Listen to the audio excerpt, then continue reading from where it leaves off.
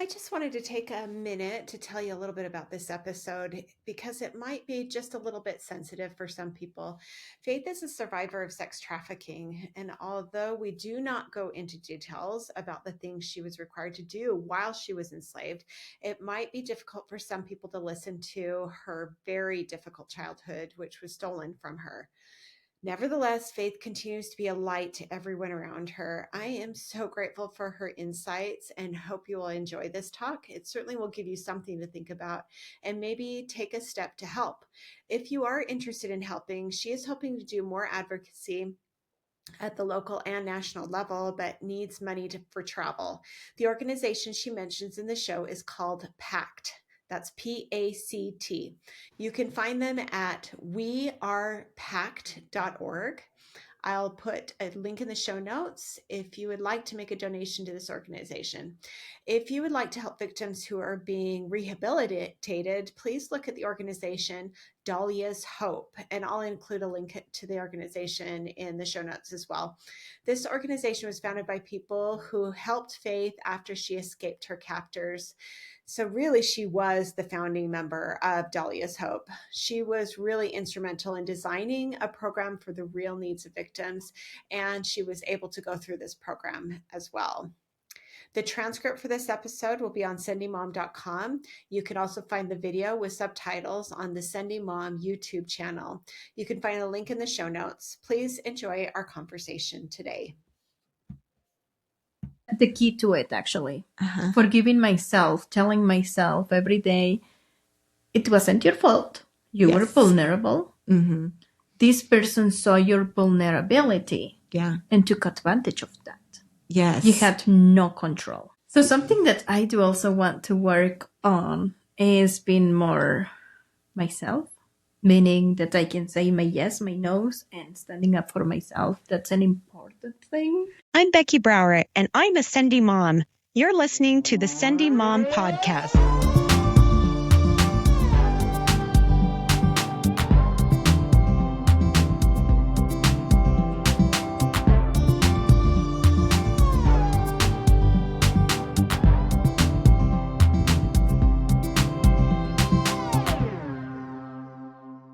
Welcome to the Sendy Mom Podcast. I am Becky Brouwer, and I am here with Faith Robles. I am super excited to talk to you because I feel like a lot of time people have trauma in their lives. You've had a fair share of trauma in your life, but what you've decided to do as a result of having that trauma is what really inspires me, and I think can inspire other people to make changes in their lives that can make their life better so that you can really feel like you have control. So with that, why don't you go ahead and tell me a little bit about yourself, your background. You can kind of tell me your story. Thank you, Becky. It's such an honor to be part of your podcast today and talk to the world who I am and why I am here today. Mm-hmm. My name is Faith Robles. I am an Indigenous Mayan. I grew up in Chiapas, Mexico. English is my third language. There have been, and until this day, there are still some barriers to get some research. First, I do want to mention that I experienced trauma since as a little kid. Mm-hmm. I experienced child neglect and child abuse as a little kid. From your family? From my family.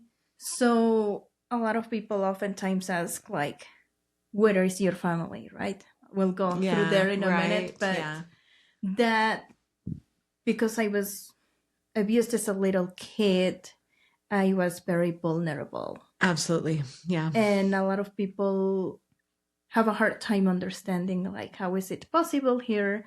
Mm-hmm. We don't see it very often, but that's what I experienced. Sure. And there was nothing that could have prevented that. When I was 13 years old, I met this guy in a park.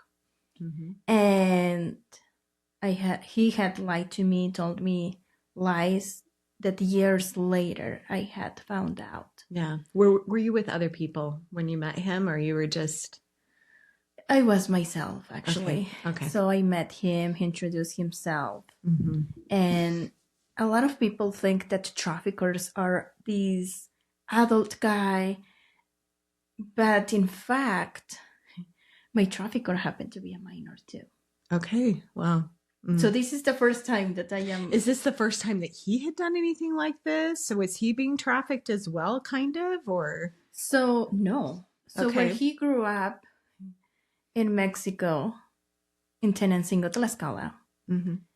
this tiny town and state, most of the guys are pimps, traffickers, Okay. chulos. It's just what you grew up to be. It's what they grew up to be. Okay. Like in other states, like they grew up seeing drug sellings and all of that I stuff. see. In Mhm. this town, it's trafficking. Wow. They will not traffic guys, but they will traffic girls. Got And it. then there is actually a documentary that is called Tenancingo to New York. And it really talks about like all the victims are from all over the country of Mexico. Tenant and single. Tenancingo, Tlaxcala. Tenancingo is the name of the town. Tlaxcala is the state of Mexico, where most of the pimps, the padrotes, are coming from. Okay. But the victims are from all over the state Mexico. in Mexico, from all over Mexico. Mm-hmm. So that's how, like, law enforcement in New York City, they started to say like victims are from all over, but traffickers are from one little state. Interesting. Mm-hmm. Mm-hmm. So that's why, like, kids grew up seeing trafficking throughout since they're little. It's like you normal. grow up to be what your dad does. You do what your dad does because your dad is successful, and so you kind of grow up without even a moral compass because you feel like this is normal and this is the way that it should be. That's really interesting. So have they kind of started to lock down on this area?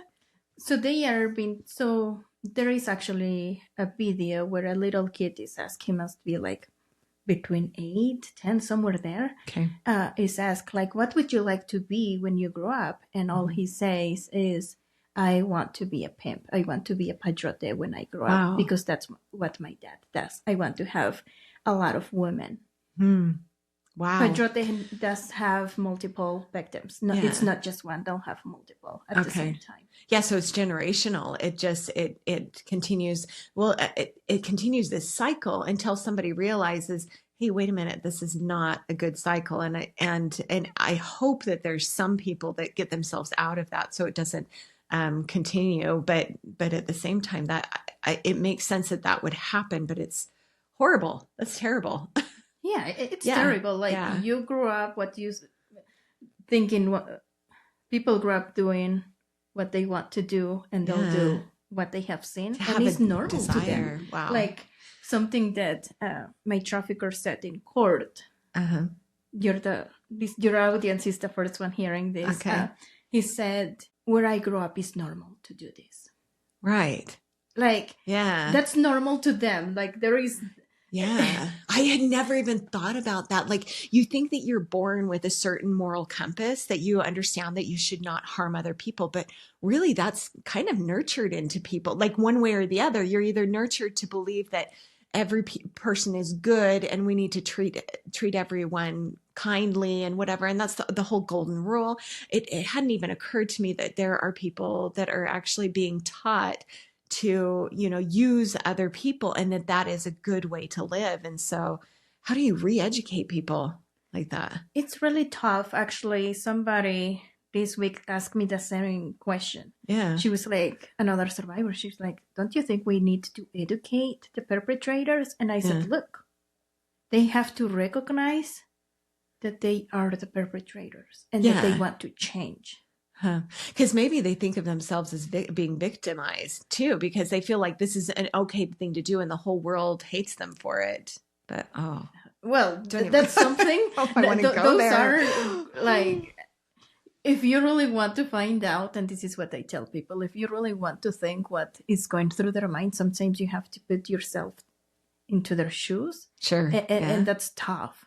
Like, because I have told people, just put yourself into my shoes for 24 hours. Right. Instead of criticizing me for what I went through and then later on come and tell me how it went. Yeah, exactly. And because we can't that. understand. I mean, it's the whole judgment thing, like to judge somebody based upon what you understand. I mean, even within the same family, you're going to have different thoughts and experiences and whatever that you are going to you'll have that filter and that lens that you're looking at the world as. And so there's no way that I can be in your shoes. I really can't, but you can judge the actions Yes. of what people do. And I think that that's what it comes down to, is like, there are evil actions that happen, and whether you have, but it's generational. It's so complicated. Yes. It's like, how do we undo something that started many generations ago? Right. Like, Yeah. there have been questions where I have asked myself why, as a little kid, I went through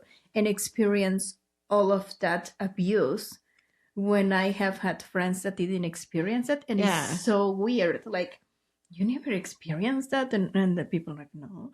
Why do you say that? I'm like, because where I grew up is something normal. Right. Where you abuse the kids as a little kid, and it doesn't matter if it's Yeah. a little one. And I'm Yeah. like, I see little kids, and I'm like, no. But see, your parents probably had the same experience growing up, right? Yes. A couple of years ago, I found out that there has been some Mhm. abuse throughout generations. Mhm. And I had a hard time Yeah. finding out.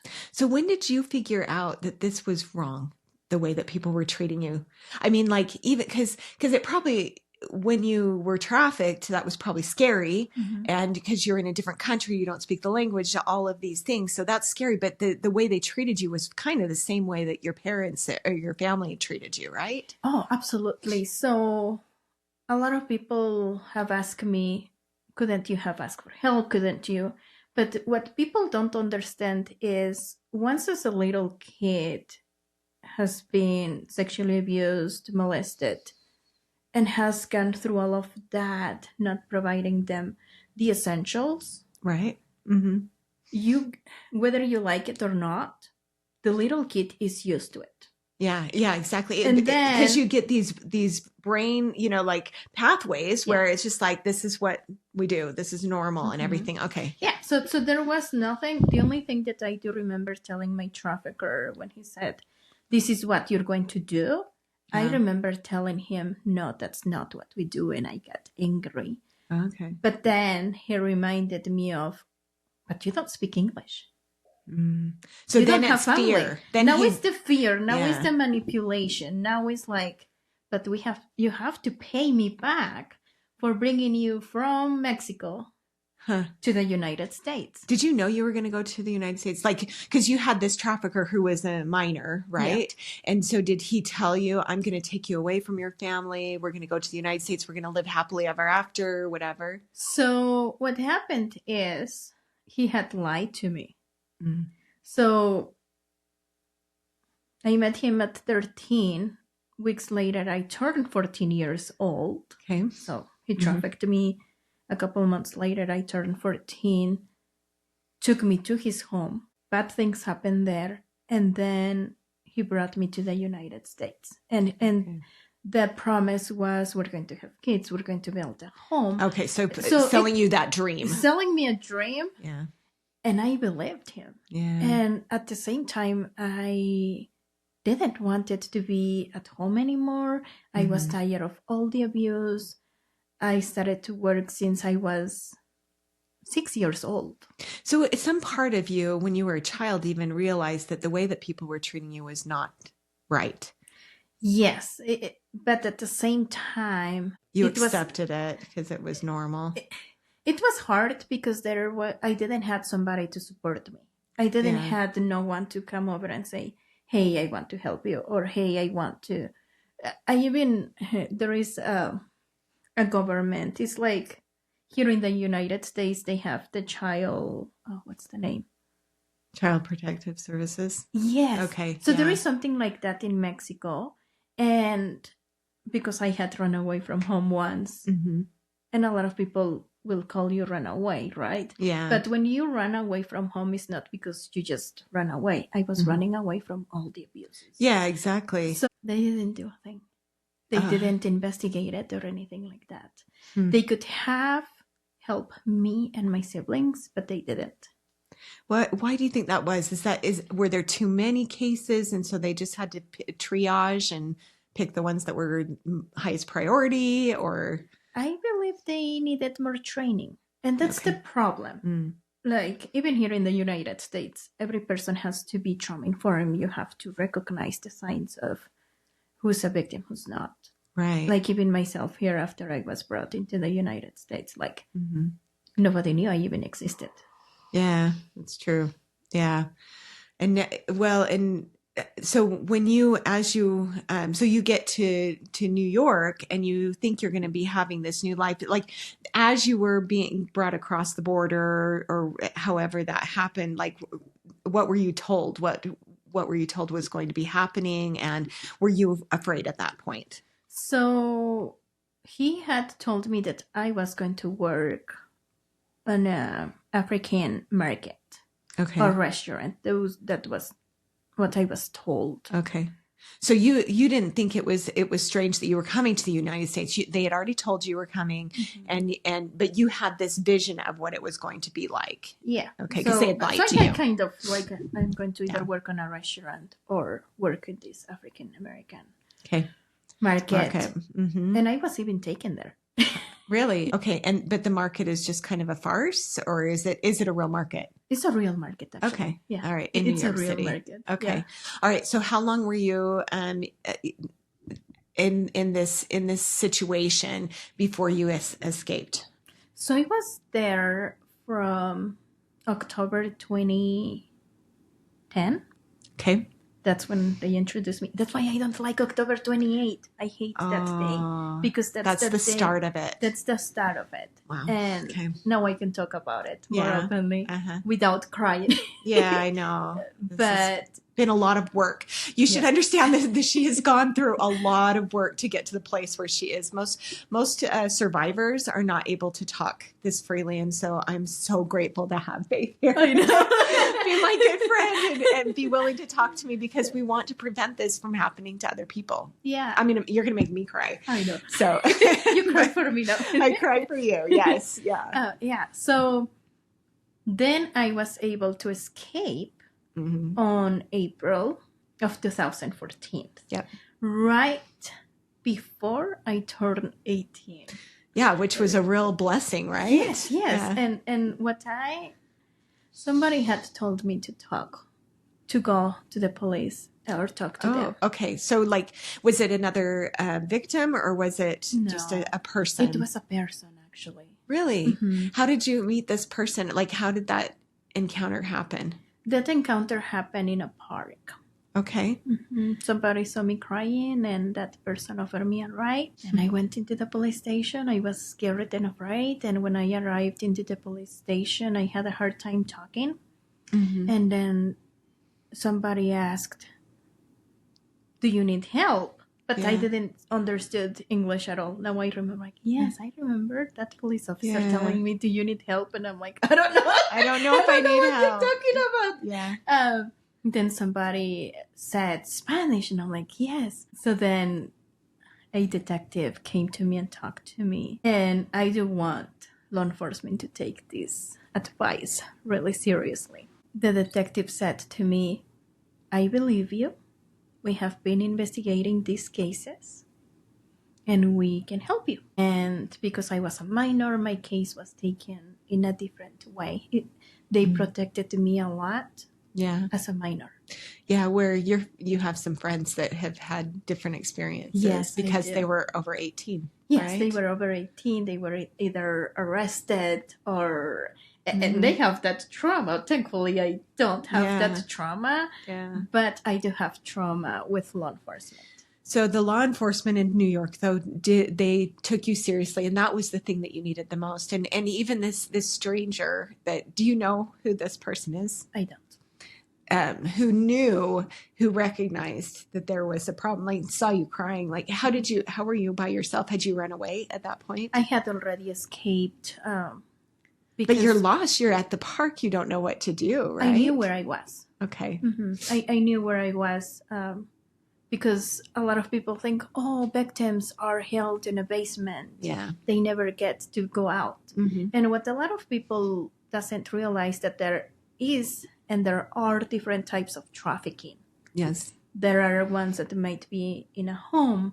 There might be ones that it's like I was taken as a food, where I was taken in a car and taken to different addresses. Oh, okay. Yeah.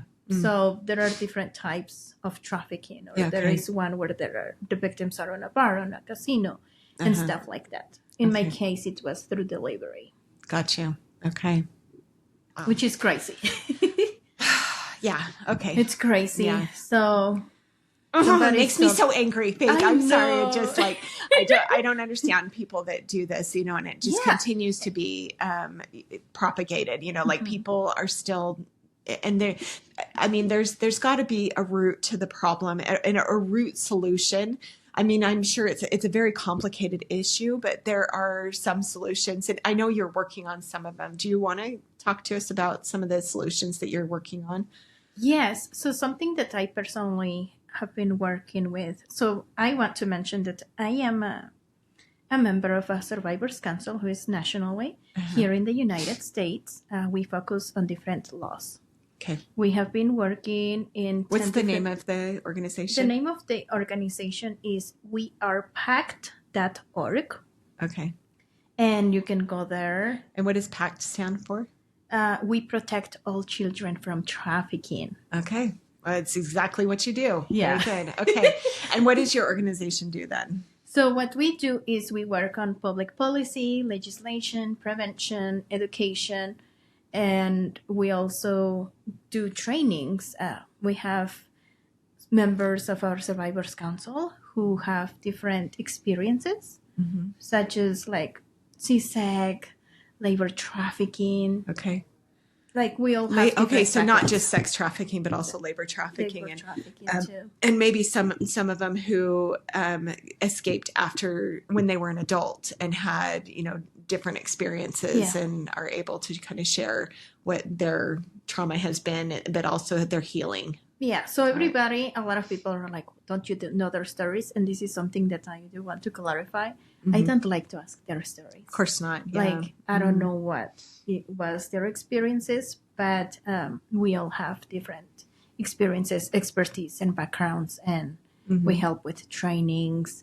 We also have collaborated with hotels industries, with transportation, including aviation. Like we do focus on a lot of stuff. That's great. Very good. Well, and there are several different organizations that also help victims, getting them integrated back into society, right? That you've been the beneficiary of, but this is kind of your focus right now because it goes to the root of the problem, or some real solutions that can help at the seed, right? There's a law that you talked to me about that is coming into pass that will be a federal law to give victims support for operations they need, medical assistance, trauma relief, or therapy and things like that to kind of help them. Yeah. So the thing is that there are laws, but sometimes those laws, a victim applies for something, a survivor applies for an assistance, and then it gets denied, even though she has all the requirements, and then it's still denied. Yeah. We need to fix those issues. It takes a lot of work. It's not easy. It's really hard. Like going out there, talk to legislatures and tell them, like, could you sponsor this law? This is what it's going to do. Yeah. And it takes months of hard work. Yeah. Like if you see my friends and I going out there advocating for laws and looking for sponsors, it's a hard job. Yeah, it is. So you talk to a lot of people then? I do talk to a lot of people. So how did you learn English? That's a good question. So after I had escaped, the NYPD connected me with a safe home of Catholic nuns. Okay. And then the Catholic nuns enrolled me into a class in New York. I had to travel up to 3 hours to just get, I believe, like 3 hours of English class. Wow. Okay. Yeah. So But that helped, and that's what you ultimately you were able to learn English that way. Yeah, I was able to learn that way English, and something that I didn't like was I love watching TV. That's my place to escape. That's my way to decompress when I need time. And they would tell me, you can't watch TV in Spanish. You have to watch it in English. And I'm like, no. So, but that helped, that right? helped me. Well, you know, like, because Robert's from Holland, right? And when he was growing up, that's how he learned English, was by watching American TV shows. And so you can't even tell he has an accent because he grew up with it, you know, like watching all these American TV shows. So there you go. Watch TV in whatever language you're trying to learn. Someone had gave me George the Curious Monkey, the little show. Oh, yeah, Curious George. I remember there was a part in Spanish and English that was the cutest little thing. I wish I could have kept that book, but I don't know where it ended up. There was this wonderful org in New York that had access to, they would get donations of books. Okay. And I loved reading books. So reading is my thing. Yeah. Okay. Especially when it's not too much. Right. Yeah, exactly. And reading one thing with another. That's how I learned German too, is reading one book in German and the same book in English and going back and forth. And then once I was done, then I could speak fairly good German. So yeah, I think that makes a big difference. That's a good way to do it. But I mean, Spanish was your second language. So how did you learn Spanish then? So first of all, tell me what was the language that you spoke? So I grew up speaking a native Mayan language known as Chol. And my family decided to leave Chiapas to go to Mexico. Okay. And Mexico City, because there weren't many resources. Okay. I grew up in the mountain.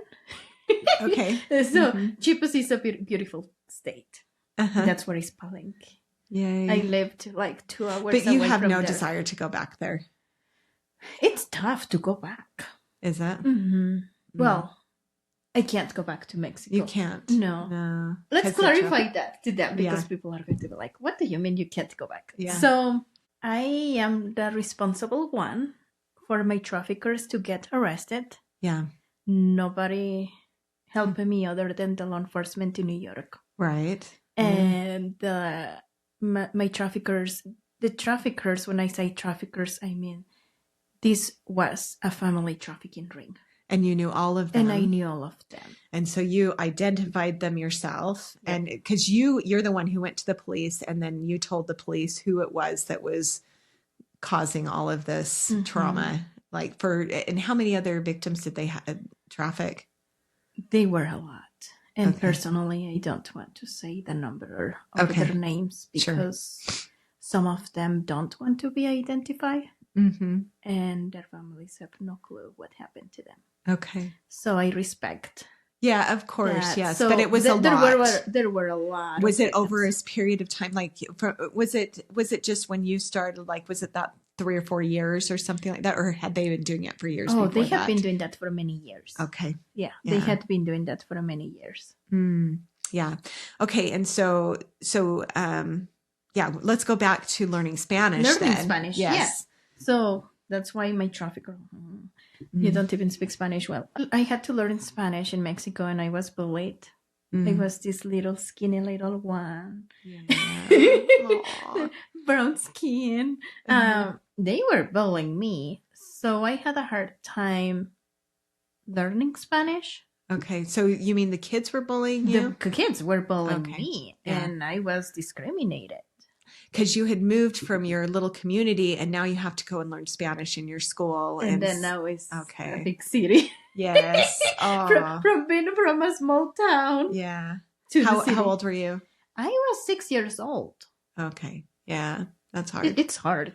So I had a hard time learning Spanish. And even until this day, there are words that I am not familiar with. Okay. I even have a hard time spelling some words in Spanish. Yeah. Yeah, because in your home, you probably still spoke Chol? Yes, I did. Okay. I spoke Chol. And then my trafficker prohibited me to speak in Chol in my native language. Okay. So for almost 4 years, I didn't spoke. You didn't speak at all? So sadly, I did lost it due to the PTSD and all the trauma that I went through. Okay. So you don't really speak it anymore?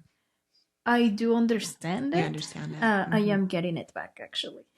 Do you want to have it back? Yes, Are you kind I of do. going back to your roots yes, a little I bit? am going to. Okay. Like, I have been working on relearning it. So in that way, I can be able to educate them and talk about trafficking. Yes. And how can they recognize the signs? Because there's still people in that city that are pretty vulnerable. Yes. Yeah. Well, and I had another guest on. I don't know if you listened to Deborah Fletcher.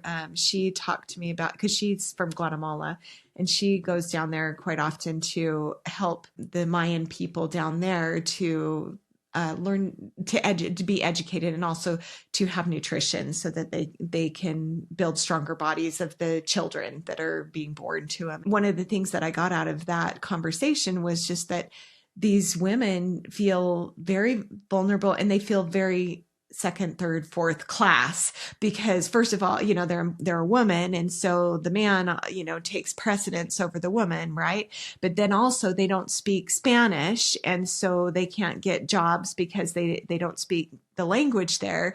And then on top of that, they are, poor and whatever. And so their value to themselves is so low that they don't feel that they're valued at all, and so being able to teach them even how to write their name has been a real boon to their self-confidence, and so that they can start feeling a little bit more free to make choices for themselves. So yeah. And so now let's talk a little bit about your journey. That was 2010, right? Yes. So it's been 14 and a half years since you were able to escape. So in that time, tell me about your kind of progression, because I know that you had a lot of medical needs that needed to be met. And so you've had some surgeries and things like that.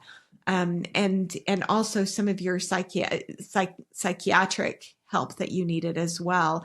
And tell me a little bit about that journey, if you can. Thank you, Becky. So my healing process has been upside and down, like a roller coaster. Right.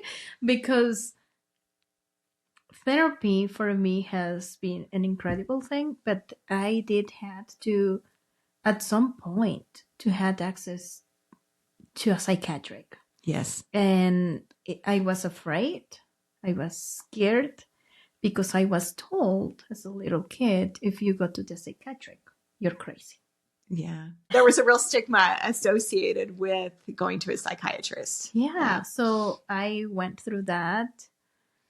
I was in a lot of pain as well. And until this day, you know, like I was telling my husband, I need a heating blanket candle because my back is killing me. And I'm like going through that process, having a therapist and a psychiatric was tough because, just so you know, like a lot of these therapists don't have much experience with victims of sex trafficking at all. Right.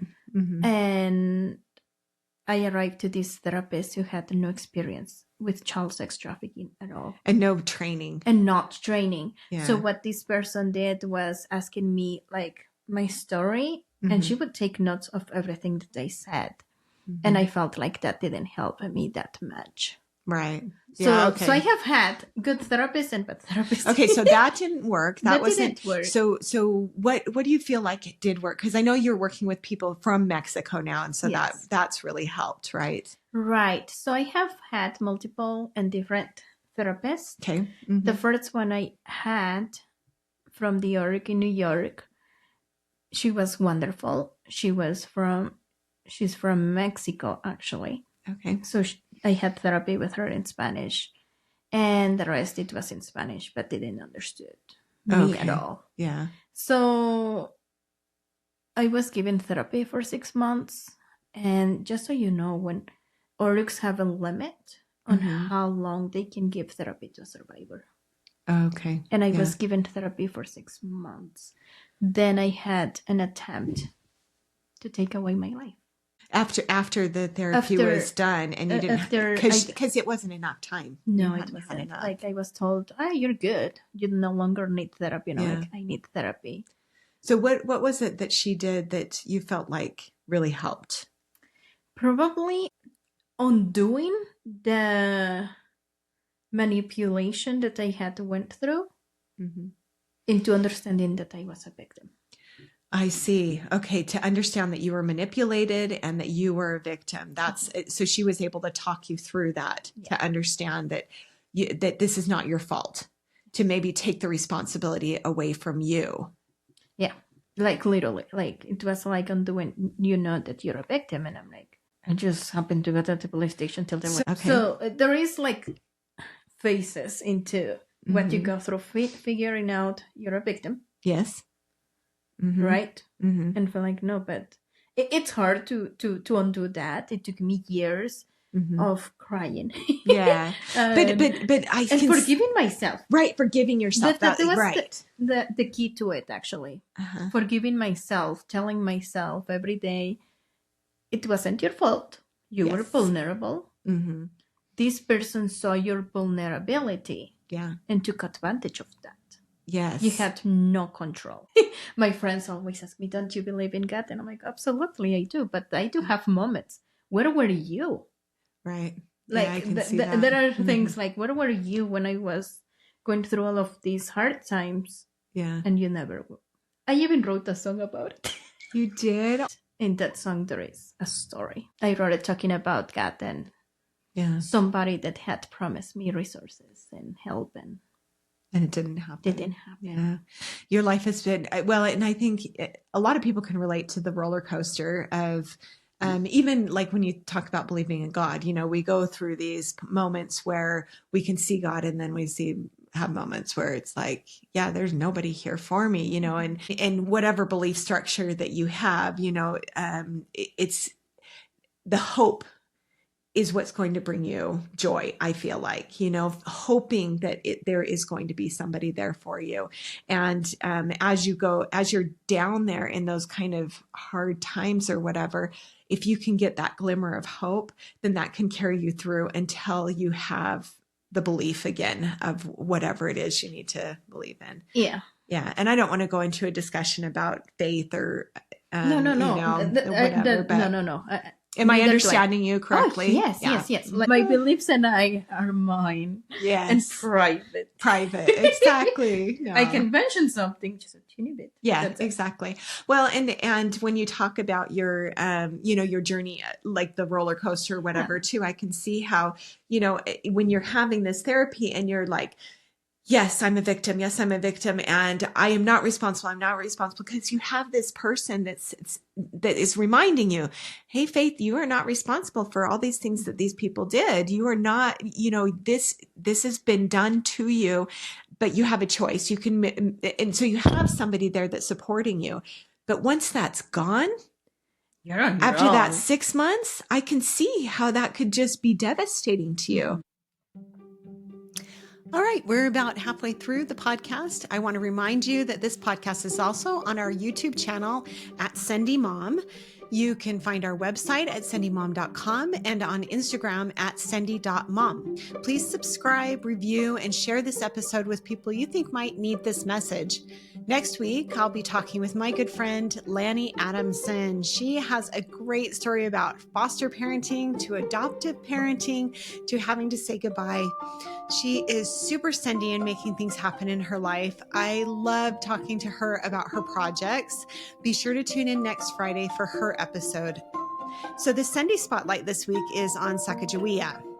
I felt she shared a few things in common with my guest, Faith. Not only is she also an Indigenous American, she was also kidnapped from her home and sold for sex. This was a common practice. It is a tragedy that this still happens today. And I don't know if it will ever end until the demand completely disappears. I am really grateful to Faith and all of the survivors and warriors who are fighting to make sure that all children and humans grow up with freedom and a moral understanding that we are really all our brother's keeper. We are all meant to look after each other. So please enjoy the remainder of our conversation. We will talk a lot more about what actually brings Faith joy and how she is moving past her trauma. So who did you rely on that at that point? Like, did the state provide you a place to live? Were you in a home? Were you? The NYPD found a safe home for me. I live with Catholic nuns. Oh, right. That's right. So until this day, I'm still looking for Catholic nuns here in Utah. You know somebody, let me know. Yes. Yeah, they connected me with resources and stuff. And were they there did you make friends? I mean, did you feel like you were friends with the nuns, or you had somebody to talk to? Oh, yes. I could talk to the nuns. And even one time got angry. This story has to come out. Okay. This story has to come out. When after you escape, you go through, you have PTSD and you don't understand what's happening, and you even think these guys are coming back for me. Right. That's what I went through. And one day I had this really bad panic attack that I went and punched the tree. Oh. Okay. I felt like punching a tree before. I get that. I went and bam. And they're like, okay, let's talk. You want to talk about this? Yes. Punch the pillow. Okay. Like, they help me to release that emotion in a safe way. Right. And they were very patient with you. They were very patient with me. Like, remember the bunny story? Oh, yes. Yeah, the chocolate bunnies. Chocolate bunnies. So you're right with the chocolate bunny there. My sweet lawyer, arrived to me. Pick me up. We're going to fill up your documents. Oh, yeah. And she was the sweetest little thing. Arrived to the Catholic nun's house with a chocolate bunny. So the nuns received me with so much love, with so much support, that the first night, if you could have met me that first night, I wouldn't let you give me a hug. Yeah. I wouldn't let you, like, none. Right. Like, I don't care. You're not hugging me. No. And they offered me that first night, would you like hot chocolate? No. But with an angry voice, like, no, I don't want chocolate. Yeah. And then I came back a minute later. Yes, I want chocolate. Of course you want chocolate. Yeah, who doesn't? I love chocolate. But it was hard. Yeah. Because now you are in a place where there are rules. I am not used to rules. Yeah. So there are so many things that until this day I'm still learning. And I still tell people, don't expect me to know this adult stuff when I am learning them. Yeah, exactly. And you had to be treated like a child because you needed to go through that. And I feel like in a way you've kind of gone back to your childhood a little bit. You're like so fun, and like you love to laugh and to play. Oh, like you love playing. I love playing. I love toys. Yes. Yeah. And that's important. Like, that's part of our progression, and you were robbed. That was taken from you. But okay, I do want you to tell the chocolate bunny story because it was really funny. Oh, the chocolate bunny. Okay. So one detective who got into my case, got there, he said to me, I am going to connect you with a wonderful lawyer. And I thought, this is a crazy one. He's lying to me. Yeah. And he said, she's wonderful. She has represented, here this number. She actually has represented more than 2,000 victims of trafficking. Most of us now were survivors, but including minors. Wow. Like, that's amazing, and has been very successful at it. This is kind of her life's work. Yeah. So she's very successful. Can you share her name? Her name is Lori. Lori. Okay. Thank you, Lori. Yeah. So she, a lot of people don't know or may have heard that finding housing for victims is hard. The NYPD had a hard time finding a place for me. Yeah. And they found one that it was for homeless, and I was the only minor. It was the scary moment of my life. Yeah. She got into that place, picked me up. I was afraid. I didn't like the food. I only had orange juice, and I was so hungry. But by then, I had already my job problem because I had attempted to escape from my traffickers, and he found me. and punched me in the face. So I have Yeah. pain on my jaw until Yeah. this day. And so sweet of her.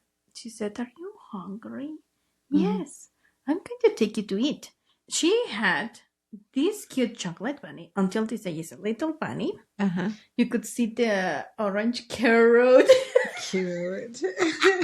This is etched in your mind because this was the moment, like a changing point in your life. She was the one that was the positive, the first one, right? The first person who's a lawyer who believed you, who believed me, but also saw what your needs were, like your immediate needs. Yeah. And then she was like, "This is for you." Yeah. And every single year she gives me a chocolate bunny. So she gave me that. And then her supervisor happened to be in the office too. And she got there and she's like, "Can I take Faith shopping?" And she was like, "Yes, but I need to do her documents because she's turning 18. So she waited. She went out. I finished up whatever, and it took hours of hard work because of doing the documents. I couldn't focus. Okay. Yeah. There are still times that I can't focus. Now I am getting better at it. So she came and gave me this little purse. And she had put hygiene stuff. That was the sweetest little thing. Nobody had given me any hygiene stuff. Wow. She bought me my first jammies. My first outfit. Yeah. So the NYPD takes me to drop me off at the house of the nuns. And they're like, "It's a convent of nuns. Did Lori told you about it?" And I said, "Yes, but I don't want to wake up early." In Mexico, Catholic nuns wake up at 5 or 6 a.m. or even earlier. I don't remember. And I didn't want to wake up that early. That's not me. Right. I don't wake up early. You're not a morning person. I am not a morning person. Unless it's work. You're right. Unless it's something that you want to do. Yeah. So I was so afraid. And I remember thinking, isn't this nice that nobody is touching me? Nobody's doing nothing to me. Yeah. Wow. So that's what I was thinking on our way there. And they're like, "We have arrived." And they're like, "Okay, we're going to help you bring your stuff in." And the only thing I had on my hands, on my right hand, the chocolate bunny. "Okay, you're going to be here," with a sad face. I'm like, "Okay." And I left the chocolate bunny on the table. "Oh, you brought the chocolate bunny!" "Yes." "Is this for sure?" And I'm like, "Yes." I got back. There was a small little piece, and I'm like, "My chocolate." Look, I've been sharing this story. I'm like, "My chocolate." Oh, but now you get one every year. No, I get it. No, I don't share it. Just for me. Did the nuns have other victims that were living there too? Yes. So they had been doing this for quite a while, taking in. And they could take minors. They have license to help minors. Got it. That was the only place that they could have found for myself. Yeah. Okay, so let's kind of delve a little bit more into your life now and kind of the things that you love to do. So tell me what you're super passionate about that you would love. I mean, like, actually, I'll ask you because I want you to talk about the embroidery and the sewing that you do so beautifully. Okay. So she did not embroider this shirt, but it's gorgeous. It's so beautiful. And your earrings too. And my earrings too. Yes. So beautiful. If you're listening to this, you should check out the YouTube version of it because you can see her beautiful smile and her beautiful shirt. Yeah. So at home, my family sews by hand. I learned to do that as well. Okay. And I started to do that again last year. Is it this year? This year. This year. Because I wanted to make a pillowcase. And I'm like, oh, I need more practice. But I love sewing by hand. There is something that I do. I don't know if I'm the only one, but that helps me. It takes me like 6 months, depending on how long I work, but it can take me up to 6 months where I sew. It's either little flowers or I sew sequins and beads together.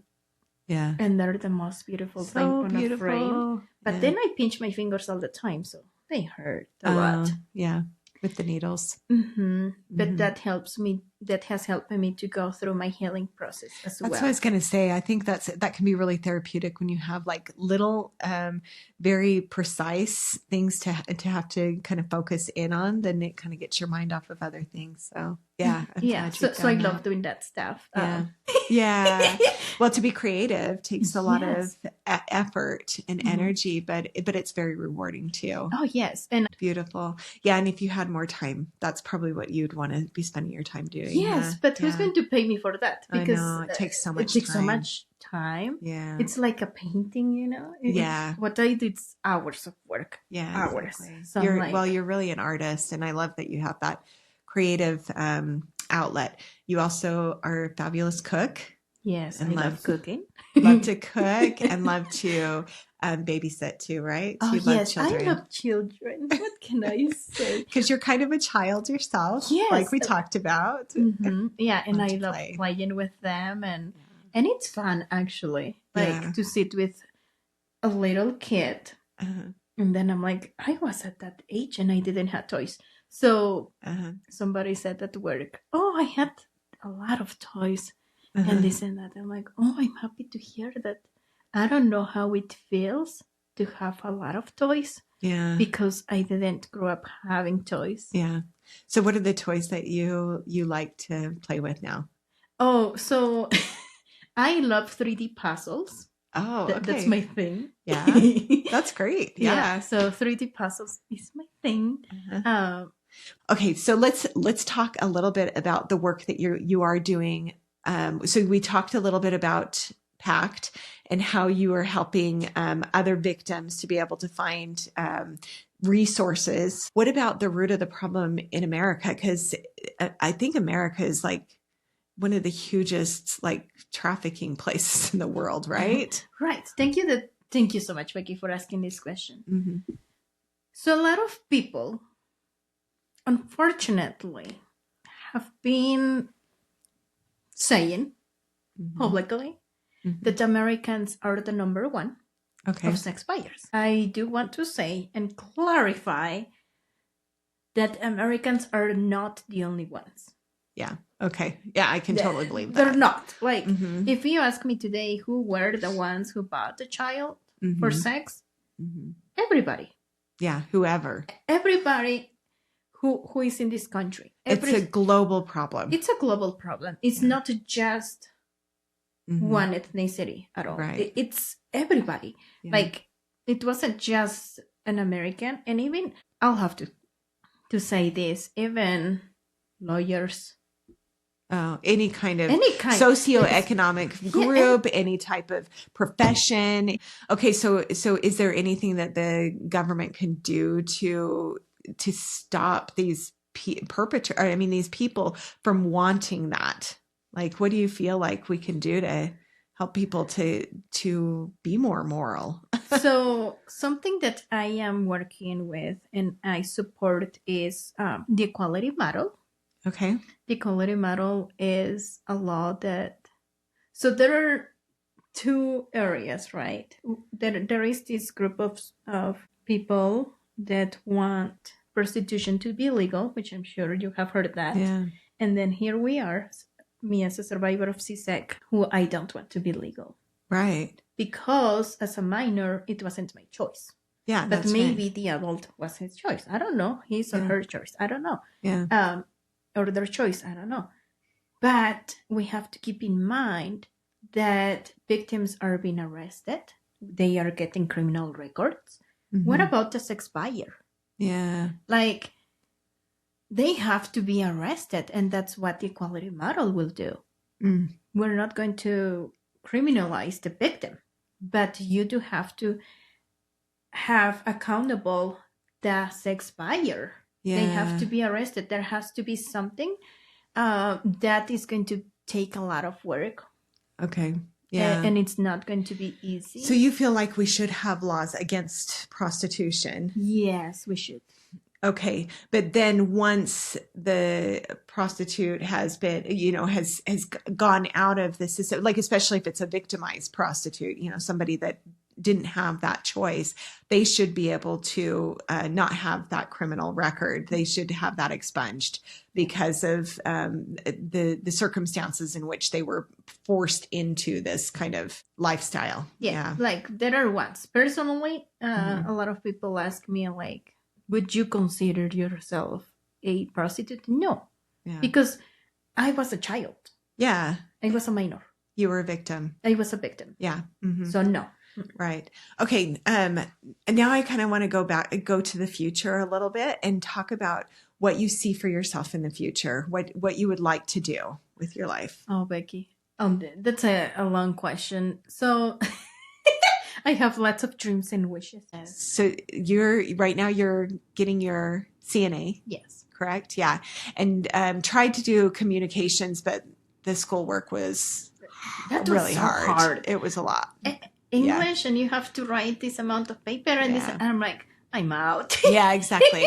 So making that decision, it's good that you go down the road and then you have to decide, maybe. Yeah. I was telling a friend of mine, if I am given two options, what would you choose, or would you take two? Or if I could be a consultant part-time, because I love consulting for nonprofits, speaking. I said, if I could work part-time as a consultant and be paid the amount that I should be paid. Yes. I wouldn't have to work full time. And then I could go back to school and learn grammar. That would be great. That yeah, a little bit more English and everything. English. Although I think in the last year you have actually you've improved a lot since I met you, and I don't know if it's because we're just more comfortable with each other now and I understand you better, but like I understand you a lot better than I did when we first met. So I think that you have made a lot of improvements that way. So because I keep reading in English. I told somebody I have to learn. This is not optional. This is something that is you. Well, have because to, especially with the goals that you have with the legislation and things like that, you need to be well spoken. Okay, and writing a book. I do need to create my website. Actually, that's my next goal, to create my website so people can book me for speaking or consultation. Well, Faith is a very Sendy woman because she chose to leave. She went to a park. She escaped her captors. She went to a park. Somebody noticed. Somebody was looking, and somebody noticed that she needed help and pointed her in the direction. We can be helpful to people like Faith by noticing what's going on. So I know you've told me before that if you see a trafficker with their victim, it's not a good idea to go and approach that person because it could end pretty badly for that person. Yes, you should be careful because traffickers have always somebody watching them. So just call 911, tell them what you saw, take a picture. Do you think that that's what this person should have done for you? Yes. Instead of taking you in their car? Instead of taking me, yeah. Okay. Yeah. Interesting. Okay. Well, that's good information too. Yeah. Never put yourself in danger at all. Yeah. You never know if the victim is being watched or anything. Yeah. Because I know somebody saw me and it was not going to end. You were lucky. I was lucky. Yeah. That they didn't come and take you and yeah. Oh, again. And well, they found me the first time too. Like, imagine they would have found me the second time. Yeah. Oh gosh. Yeah. I think I would like in the future to create a law. Okay. That's been out there. Yeah. But I'll have to work on that with lawyers and everything in the future. I do want to write a book of my story. Yes. And publish it. I don't know when, but I'm sure it's coming there. Yeah. We're going to work on it. Yeah. So something that I do also want to work on is being more myself, meaning that I can say my yes, my no's, and standing up for myself. That's an important thing. You're actually really good at that. I feel like you're really good at self-advocacy. Oh, yes. Yeah. Yeah. But still. But you've had to get to that point and you're still working on it. I know that you tell me sometimes like, No, I need to ask for help. And it's like you're telling yourself that it's okay for me to ask for help. Yes. So personally, if a survivor reach me out and say, hey, I need help, or I don't know where to get resources, look, I know how to find them and everything. But Faith, do you need help? I'm fine, thank you. Yeah. Because I am not used to ask for for my help for myself. Yeah, right. I am not used to that. No. So you're learning it. And I am learning it. And I love that you're being very deliberate about learning that it's okay for me to ask for things too. But you're also very service minded. And I know there's a lot of victims that reach out to you and you're totally happy to help them as well with their needs. So yeah, I help them, not financially, but at least I know where they can have access to resources and stuff. And I'll tell them, I will send you the information, but you have to do the work. I'm not doing that for you. Sorry. No. Yeah. They have to do it. So you have your boundaries too. Yes. Yeah. I have to. Yeah. I have to. So tell me about your law that you want to. My law would be making it easier for survivors to have access to the resources that they qualify for. Okay. So it's not denied to us. Creating a law is basically creating a new trauma. It's so complicated. Well, there's so many people involved and so many opinions and then emotions. And then at the same time, if they don't like it, it's not going nowhere. Then it goes nowhere. Yeah, like creating a law, it's so hard. Yeah. Like that's why I haven't written down or done much because I am focusing on other laws. Like there are laws that are priority. Right now, if there was a victim of trafficking and they get a criminal record for prostitution, now it can get expunged. Oh, good. But if it was federal, it's harder. Interesting. So it depends on the state. Depends on the state that you are in. It depends in a lot of stuff. Okay. And a lot of survivors have been able to expunge it, and some are still dealing with it. And it's hard for somebody who has a criminal record to get a job. Yeah.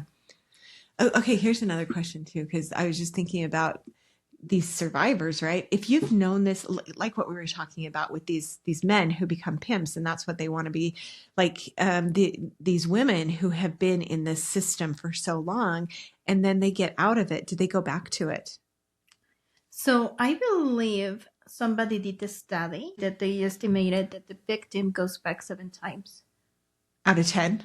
Out of 10. Okay. Yeah, because that's the life that they know. Yeah. So, and if you don't have resources such as housing, food, the essentials, you're going back because going back into the life, you're going to have access to all of that stuff. I already, on my episode, I think it's episode number 4, with Janetta Robinson, we did a spotlight on Harriet Tubman about the Underground Railroad, abolition and things like that. And then I talked about Faith on that episode, actually, and because she came to my home and gave a little fireside about 2 months ago, maybe, or something like that. And I actually have that on my YouTube channel too. So if you wanted to watch her whole fireside, you can watch that with some PowerPoint slides and things like that. But within that episode, on the show notes, there's a bunch of different phone numbers. Is that kind of where you would send people that contact you for resources? Yeah, and people can actually contact me through Instagram.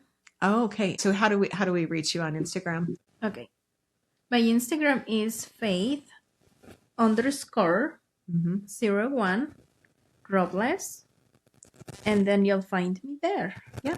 And I'll put that in the show notes as well. Yeah. So at the end of my interviews, I always like to ask some rapid fire questions. So can I ask you a few questions? Yeah. So tell me, what has brought you joy in the last 24 hours? Oh, I was actually telling my husband yesterday night after work, I was like, all I want is fries, chicken wings. That's all I wanted. So I'm like so happy with the chicken wings and fries. Like, I love that. That brought me so much joy, and I'm like, wow, this is amazing. Yes. Well, see, and I love that you're enjoying the little things, right? And recognizing it. Because it's funny how, sometimes I'll ask people this question and they'll just sit there and think about it like, I don't know, what have I done the last 24 hours? But when you're so in tune with what brings you joy, then you can experience a lot more joy. So I love that that's what you found brought you joy. That's great. Yeah. Okay. So what about, okay, you said you loved watching TV. What is a TV show or documentary that you've watched that you really love? Oh, so people will laugh, but I love romantic movies. And unfortunately I don't have access to Hallmark, but Netflix has romantic movies, and they had one in New York. Oh, that one. Any show that has to do with New York, I'm in. You love it. I love it. But you'd never live there again. We know that. But I lived there, but I'm here now. Yes. Yeah, definitely. Okay. So what is it? What show was it? It was Meet Me Next Christmas. Okay. Meet Me Next Christmas. I love it. Okay. So what was the last really good book that you read? Oh, the last book that I read was Brené Brown. Oh, okay. Yeah.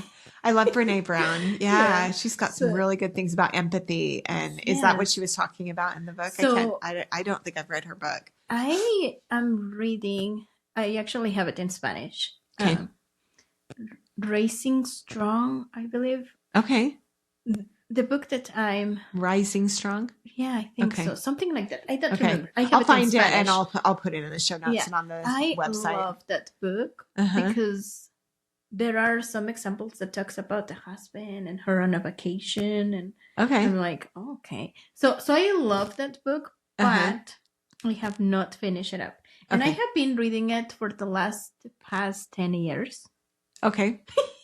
Yeah, that's okay. And I have a few books like that too, that you have to digest it in little bits, right? And that was one of my therapists who gave it to me. Tell me about a vacation you've been on or somewhere you would really like to go on vacation. This one I can't go, but I would love to go to Disneyland, to go to California or Florida to have coconuts, oranges, mangoes, avocados. That's all I can think of. Yeah, I love it. You want to go to Disneyland? Yeah, I would love to. And you can't go? No, it's expensive. It is expensive. You're right. Disneyland has gotten way expensive. Yeah. So then I was looking at another park that is across or nearby, and it was a little bit cheaper. But I'm like, okay, maybe that one then instead of Disneyland. But I do want to. I would love to go to Disneyland. Go to Disneyland. I love it. Yeah, and go take me a picture with Winnie the Pooh. Oh, well, see, that's part of living your childhood again. Yeah. I have a little set of. Okay, Sendy community, we need to start a GoFundMe so Faith can go to Disneyland. It's time for her to be able to go to Disneyland. Okay, name one thing you try to do every day. Oh, that's a tough question. Try to enjoy the little things every day. Yeah, that's wonderful. Well, Faith, thank you for being a Sendy woman and doing all that you are doing right now to try to help victims who are still in these situations. Sometimes I wonder why I was born where I was, and I think that part of the reason why I'm is because I'm able to hopefully be a resource, and hopefully help people to be heard that need to be heard. And you're one of those people. I'm grateful that you've been on my podcast. Thank you for being with me. Appreciate it. Thank you, Becky. Sure love you. All right. Thanks for joining us on Sendy Mom, and we'll see you next time. In the words of Eleanor Roosevelt, do one thing every day that scares you. I'm Becky Brouwer.